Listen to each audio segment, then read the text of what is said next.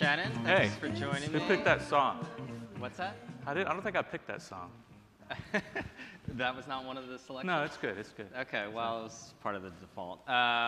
So yeah, I guess everyone was out last night. But so we're going to talk a little bit about how you drive change within organizations. And one of the things that came up in the challenge board I was talking to you about Yep. is clients. Like, there was a big thing around clients, and I think one of the big challenges for agencies is agencies want to change, they want to innovate and whatnot, but at the end of the day, how do you do that if you don't change clients? Yeah. Yeah, and so I think there's so many factors to that. I mean, one thing though, I think that as digital agencies, our ideas have to get better. So I do think that sometimes we think, hey, this is a really cool, awesome idea.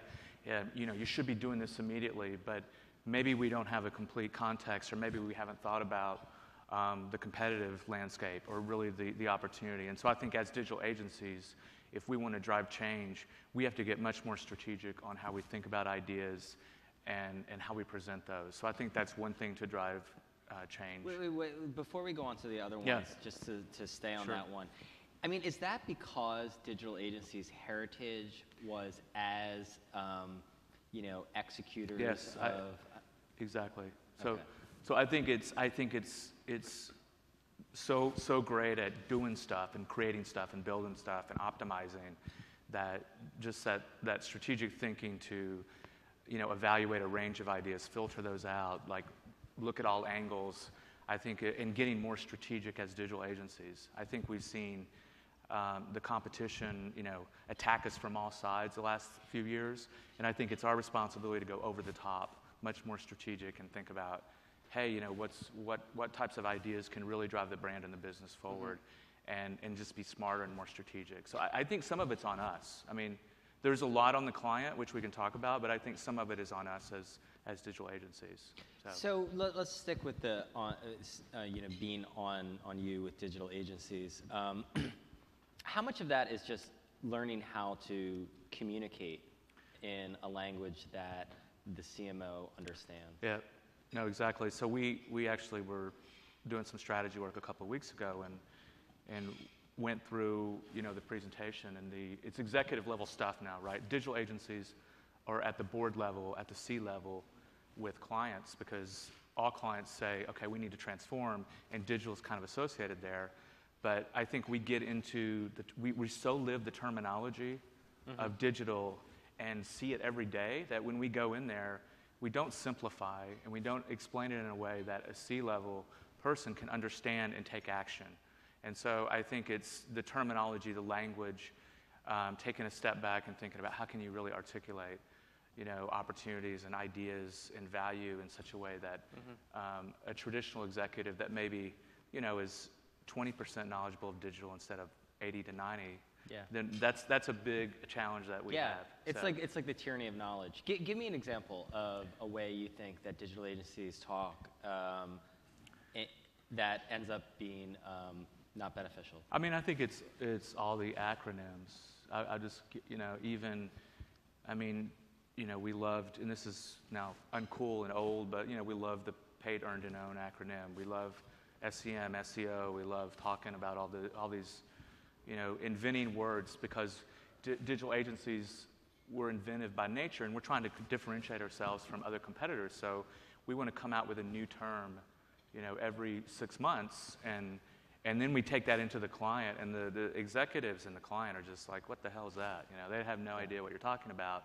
And so they have their own acronym. It's WTF. Yeah, there you go. Exactly. No, you're right. That's what they're saying when they leave the presentation.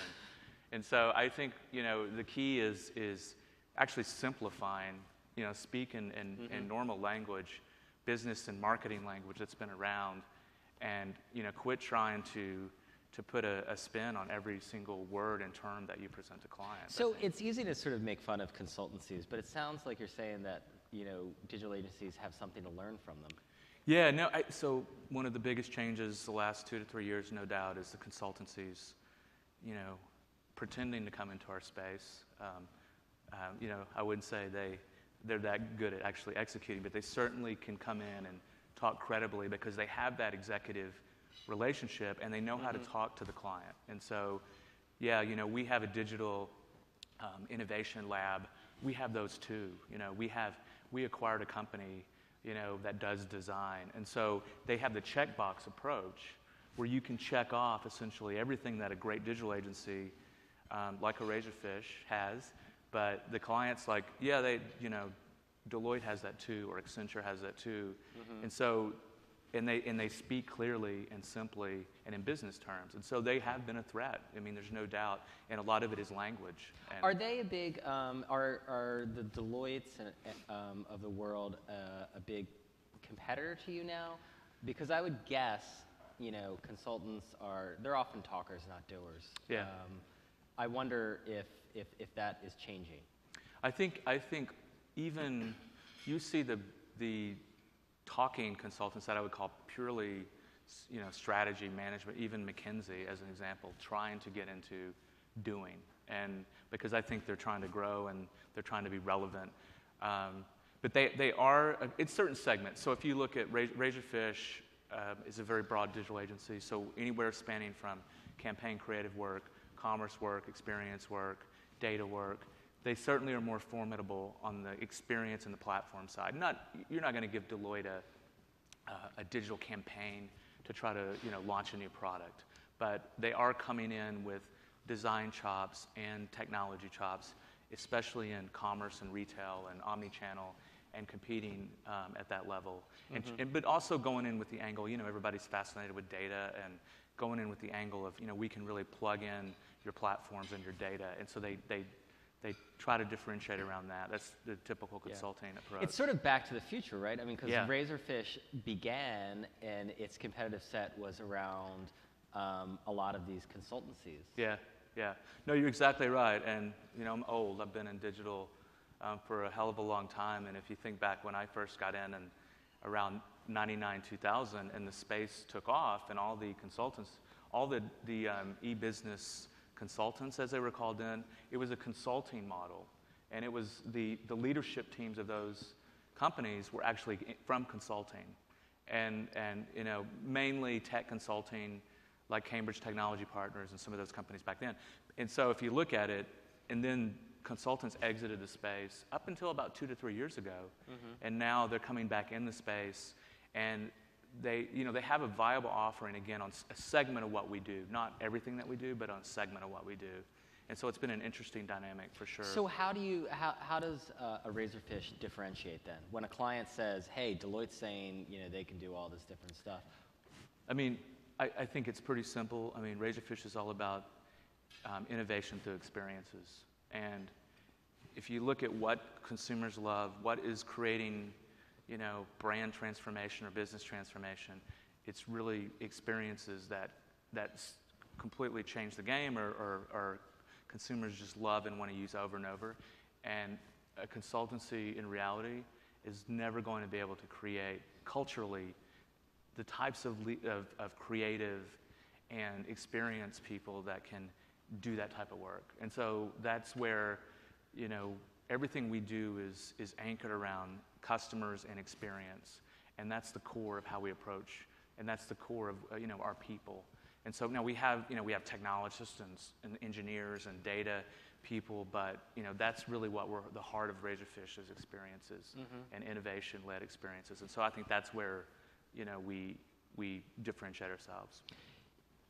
One of the things that was on the challenge board was I sort of grouped around identity crisis, and that agencies are trying to sort of figure out where they fit, because I mean they can do everything. And you look at Razorfish. Razorfish does a lot of different stuff. Historically, I think we were talking last night about the sort of famous Jeff Dodges interview with Bob Simon, unfortunately, who passed away at 60 Minutes, in which he struggled to actually explain that Razorfish built websites. What is the sort of where Razorfish is going in like 3 to 5 years? I mean, I think that, and again, I hook this isn't a Bob Simon moment, but no, you recontextualize experiences. Yeah, I think what Razorfish is all about is transformation through experiences. But the next level down to that is, in order to do that, in order to have radically simple experiences or new experiences, it takes a complete overhaul of the data, the technology platforms, and the creative experience. And so if you look at what we call the whole stack, then that's why we have such a full service offering, because we believe that we can go in there with an experience point of view and a customer point of view, but we're going to go after putting in place the technology platform, the data intelligence, because it's all about today massively personalized and customized experiences. So data intelligence, the platform stack, and then the creative experience layer, and that's a massive transformation. And again, it includes not only the core experiences that a client has today, but also, finding their Ubers. What are their innovative utility type services that they want to create? And some of them would be marketing type things, like campaign oriented, and some of them would be sort of built to last loyalty drivers. But there is a common thread that connects. The reason we're full service, it's very logical and makes sense to stitch together that whole stack for our clients. It seems like digital agencies have for a while now been struggling with the platforms versus campaigns. Yes. And there was a time I remember Razorfish was always like email, hey, we did a TV commercial. Yeah. And forget it was like very small and stuff like this. Is that important to do that kind of work? I think there's such we talk a lot about evolved CMOs and the contemporary CMO understanding that the experiences and actually doing things, not saying things, is so important, and the budgets for that continue to grow. So at Razorfish, 3 years ago, if we talk about it, we'd say, well, we think we may have to be able to do TV, and that's important. I think we don't have to be able to do TV. We're focused on creating more active marketing that's about driving differentiation through experiences, and so no, we don't have to. And I think we need to, again, from a digital agency, the head of strategy for Publicis Group, which is our parent company, if you didn't know, Rashad Tabakawala, we had a good session a couple of weeks ago, and one of his points about digital agencies was, you would think that digital agencies are the most innovative, ahead of the game agencies, but his observation was he often finds them looking back because we're sort of trying to copy stuff. Because we feel like, hey, let's look at the traditional agencies. We need to be able to do TV. Let's look at the traditional media agencies. We need to be able to do offline. And so I think it's time for digital agencies to focus forward and play to win the future. And we're not going to win the past. That is clear now. And all digital agencies the last few years tried. So you don't want to compete with quote unquote traditional agencies? No, we don't want to compete with traditional. I mean, we're very different in terms of what we do, and we are not. Our competitive set is not traditional agencies going forward. That's interesting. So. Is that because on the marketing level that the clients now are sort of petrified of being sort of Ubered? For lack of absolutely. So, and it, and in some cases that's the extent of that's the CEO understanding, right? Is that's driving an impetus to launch an innovation effort, and so you see a lot of executives now that, hey, look at Uber, we don't want to be Ubered. Hey guys, go, let's bring in a bunch of innovation efforts and launch a new lab, and so it's driving without a clear understanding of how to connect the dots. It's driving definitely a change agenda at a lot of clients, which is good for us, right? And so I think the challenge of digital agencies is figuring out how to help the client connect the dots. What is the threat of Uber? What is your Uber? And that's a conversation we're having a lot. There's no doubt today. Give me an example of a client that sort of embodies this. I think, I don't know I think all clients, I'll give you a profile. So the most common client that embodies this is the long-term, is the company that's been around. sort of traditional leader in their category. Mm-hmm. I could name, any of our big bank clients. I could name a couple of our insurance clients. I could name even, some of the manufacturing clients. But it's those clients that have been around for years, and they've sort of hit a tipping point where they're, hey, this is a real threat to us. And if we don't sort of think about brand as a service and think about our own versions of Uber, then there's a real threat that we're going to get overtaken. So the profile is more what I would call the conservative, big, traditional company that is still an industry leader, but maybe sees themselves as vulnerable. And that is I think everybody in the retail category is like that. In the traditional retail category, store-based retail, every single one of them. So is there a scared. specific, though, innovation initiative at one of these clients you could point to that is a good example? Yeah, I don't know if I'm always cleared into on some of examples. I know, I'm just worried about, we're streaming with this. We are. With these. Just to be clear, those lights are bright for a I was reason. clear on your question. I just don't, I don't want to know. divulge anything where it's going to get me in trouble, and emails will be flying around that right after, and then, yeah. So, but I'm sorry, yeah. But we can potentially follow up with So that. how do you end up then, because this involves a lot of reorganizing on the client side, just to bring it back to that. How do you end up, the barriers to innovation are often how clients are organized. Yeah. How do you end up changing that? The most prevailing model that is taking form is, again, I'll use, Walmart, which has created Walmart Labs in San Francisco. You're seeing that happen with, you go, it's sometimes shocking, but, a couple of meetings I've been in the last 6 months where a client that you would think there's no way you're going to hear them talking about launching a innovation lab,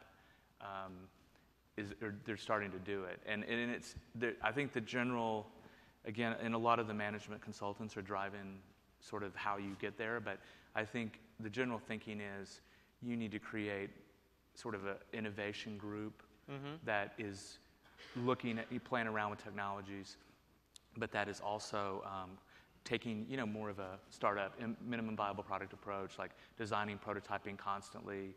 And so that tends to be what is seen as the one-trick pony as the answer to this, is that clients are starting to spawn off these innovation labs teams and then funneling stuff through them. I think they struggle beyond that, though, to figure out how to actually, and then make it happen. And then some of them are trying to tackle it internally, which is a big talent challenge, because you can call it an innovation team, but if you don't have the right people, then what they come up with probably isn't going to be very innovative. Yeah.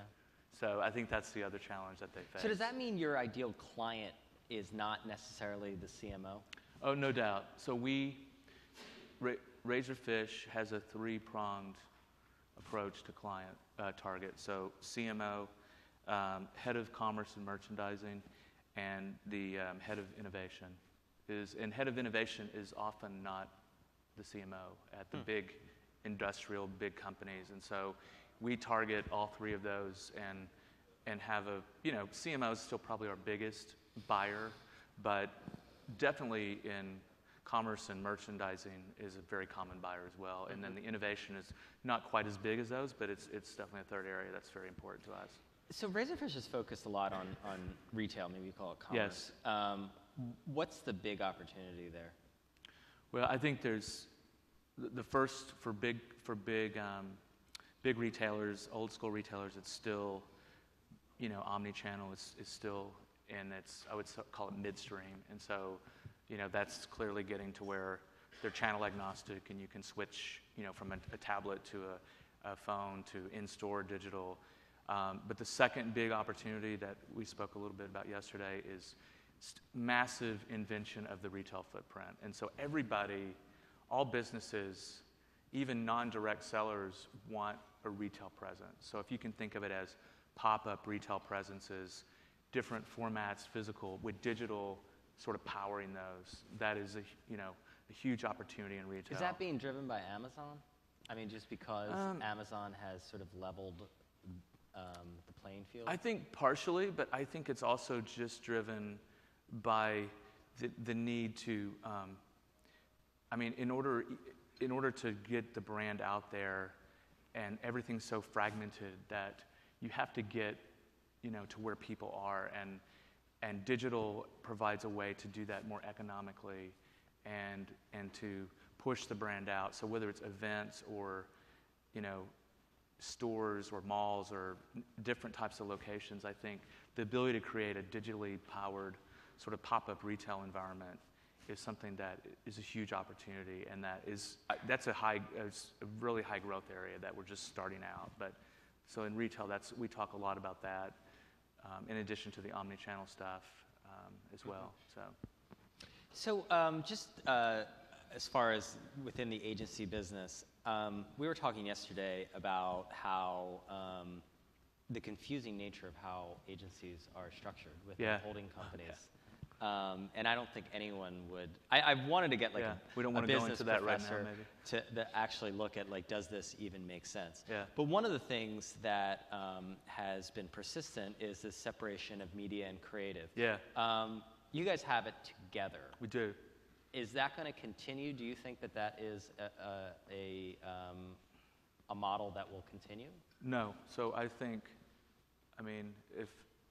the rebundling of media and creative is absolutely essential if brands want to efficiently create the types of experiences and campaigns going forward. I think that it's amazing to me that we haven't moved more quickly in that. I think it's so rooted in established relationships with media agencies and publishers, and there's just such a big resistance to it. But I think if you look at where the client value is derived, it's especially if you think about how things are getting more real time, where you need your creative team and your media team working side by side with your data team. And the facts are, it doesn't happen when you have two agencies. We can say whatever we want. I've been doing this a long time. They're not working that closely together, and so there's waste. There's campaigns where the connection points don't play off each other correctly, and there's bad work because of it. And also the measurement is just a hodgepodge. It's all vanity metrics. There's no real, and so I think it's got to change, and I think it will change. Well, one man's waste is another man's margin. Yeah. Can we, we're opening up to questions. So, one over here. Haley, do you have a microphone right here? Hi, I had a question. Oh, sorry. Oh, sorry. Go ahead. Yeah, go ahead. Okay. Yeah, I just had a question.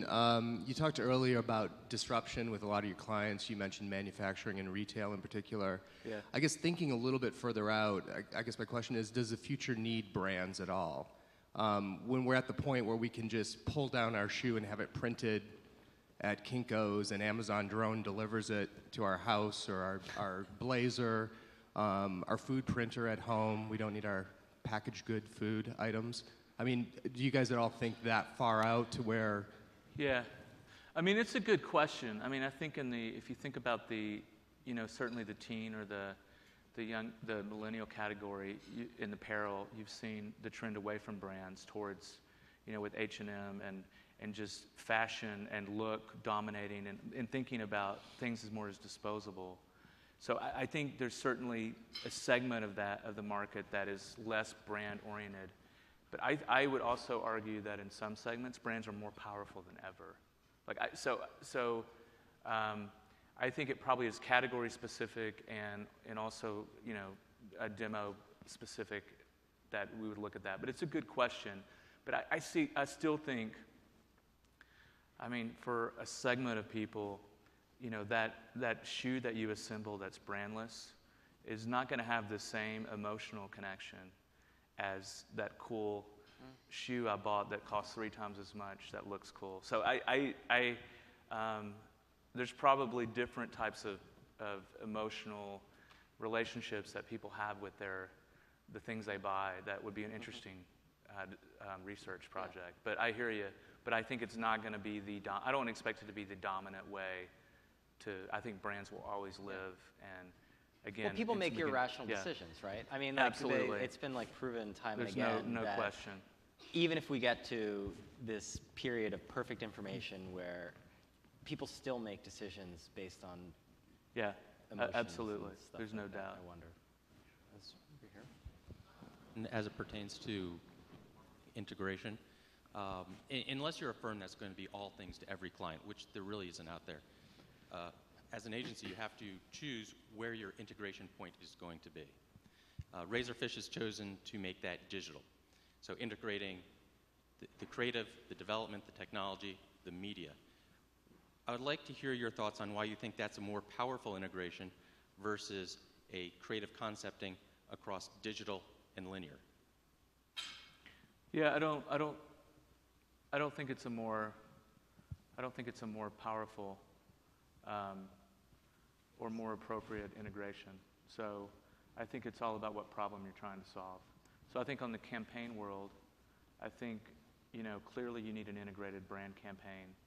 And I think that as a dominant theme, but I also think that traditional agencies are still matching luggage almost in all cases, and that, I think if we have a big integrated campaign, there needs to be a lot of pieces that all tie together, but we're also missing opportunity with what are the 2 or 3 speedboats, digital at the core campaigns or parts of that can kind of stand alone and maybe attack the opportunity in a different direction and maybe attack the audience a little bit differently.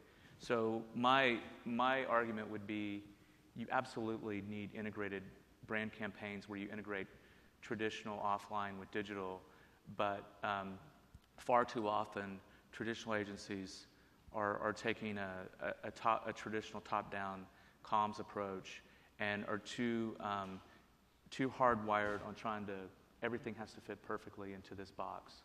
And I think that's missed opportunity all over the place. And there's many client examples there's many examples in the world that have shown that. So but I think integration is very important on brand. So do you start with the big idea at Razorfish? It depends on, we get asked 2 scenarios. We do get asked to the big overarching comms idea that drives into an integrated campaign. We also, a lot of times, there's the big integrated campaign comms idea.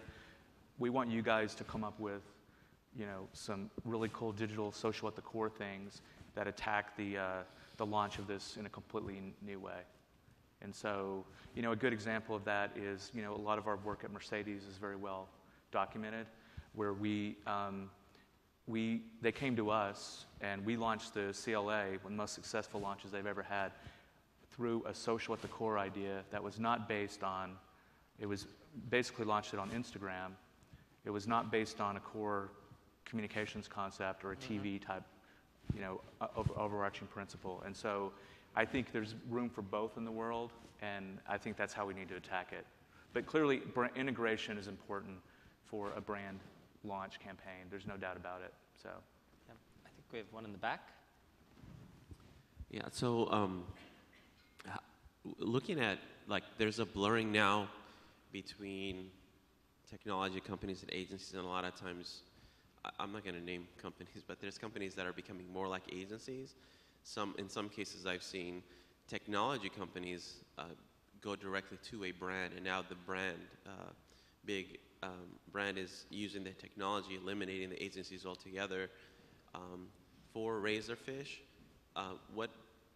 when you talk about investing, what are you doing technology-wise to combat? And I don't want to say Google because that is a kind of like a Goliath, because I don't know how anyone could catch up to them. But what are you doing technology side to make yourself different? Like, how do you differentiate for a company like Google that slowly but surely is starting to just eat away at the digital space? yeah, well, first of all, I wouldn't say we compete with Google, so I'm not worried about Google. I mean, Google is a good partner.